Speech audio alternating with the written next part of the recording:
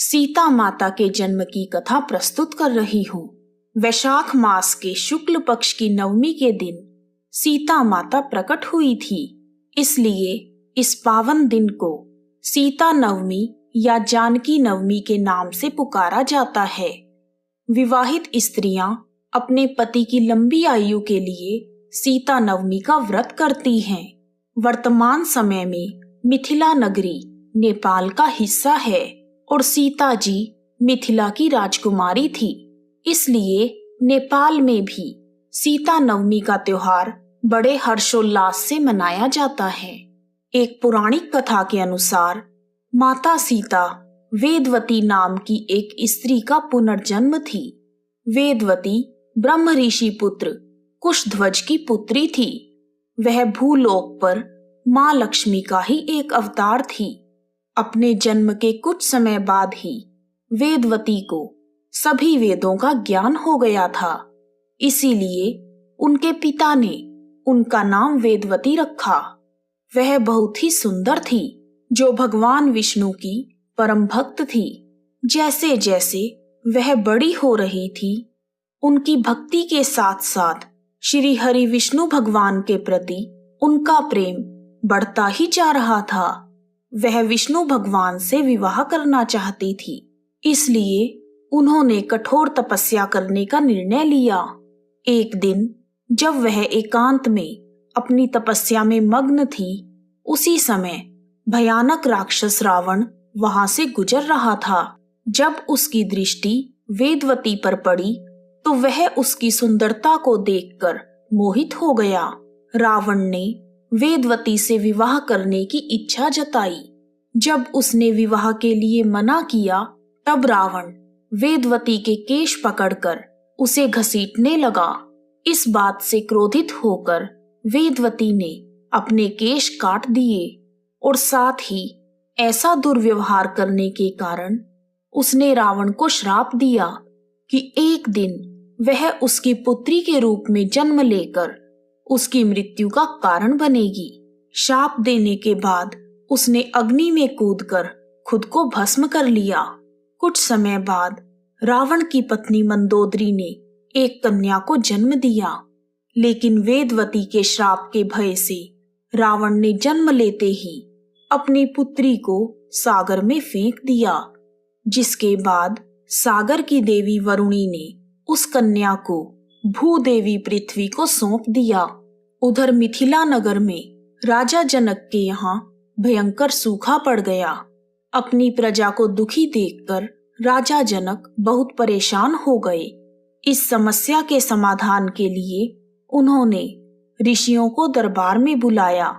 तब ऋषियों ने राजा जनक से कहा, अगर महाराज स्वयं हल चलाकर खेत को जोतेंगे तो उससे इंद्रदेव की कृपा प्राप्त होगी और इस अकाल से मुक्ति मिल जाएगी। अपने राज्य की भलाई के लिए राजा जनक ने ऋषियों की यह सलाह मानकर हल चलाने का निर्णय किया। जैसे ही राजा ने हल चलाना शुरू किया तो अचानक से किसी धातु के साथ उनकी टक्कर हुई, जिस कारण उनका हल वहीं पर रुक गया। तमाम कोशिशों के बाद भी हल उस जगह से निकल नहीं पाया। तब राजा जनक ने उस जगह की खुदाई करवाई और जमीन की खुदाई के दौरान सैनिकों ने वहां एक कलश को देखा, जिसमें एक सुंदर सी कन्या थी। निसंतान होने के कारण राजा जनक ने इस कन्या को अपनी पुत्री के रूप में स्वीकार किया। उसी समय मिथिला में जोर की बारिश हुई और राज्य का अकाल दूर हो गया।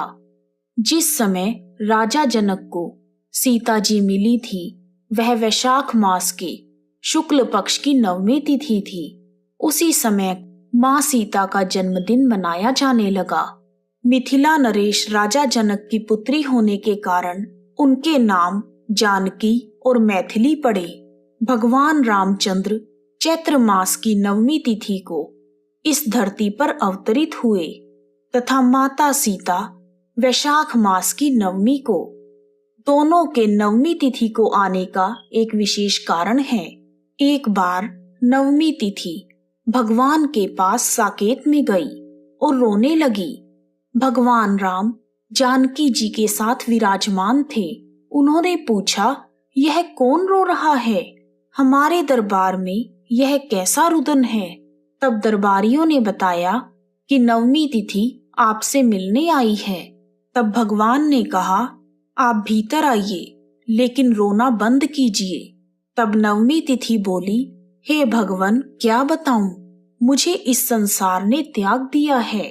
बड़े बड़े विद्वान ब्राह्मण कहते हैं कि नवमी तिथि रिक्ता है, इसमें कहीं यात्रा नहीं करनी चाहिए, इसमें कोई अच्छा काम नहीं करना चाहिए। मेरा बड़ा तिरस्कार हो रहा है। हर तिथि में कोई ना कोई उत्सव हुआ है या कोई ना कोई अवतार हुआ है, लेकिन मैं तो खाली रह गई हूँ। इसलिए मैं आपके चरणों में प्रार्थना लेकर आई हूँ कि मेरा उद्धार कीजिए। यह सुनकर भगवान के नेत्रों में आंसू आ गए और वह बोले, तुम चिंता क्यों करती हो? जो रिक्त है वह मुझे पसंद है, क्योंकि मैं उसे अपने प्रेम से भर देता हूँ। मैं तुम्हें खाली नहीं रहने दूंगा। अब की बार जब मेरा राम अवतार होगा तो मैं तुम्हें भर दूंगा। उस दिन भी उत्सव मनाया जाएगा। साथ में माँ सीता भी बैठी थी। उनका भी हृदय द्रवित हुआ और उन्होंने कहा, भगवान भी नवमी को आएंगे और मैं भी नवमी को ही आऊंगी।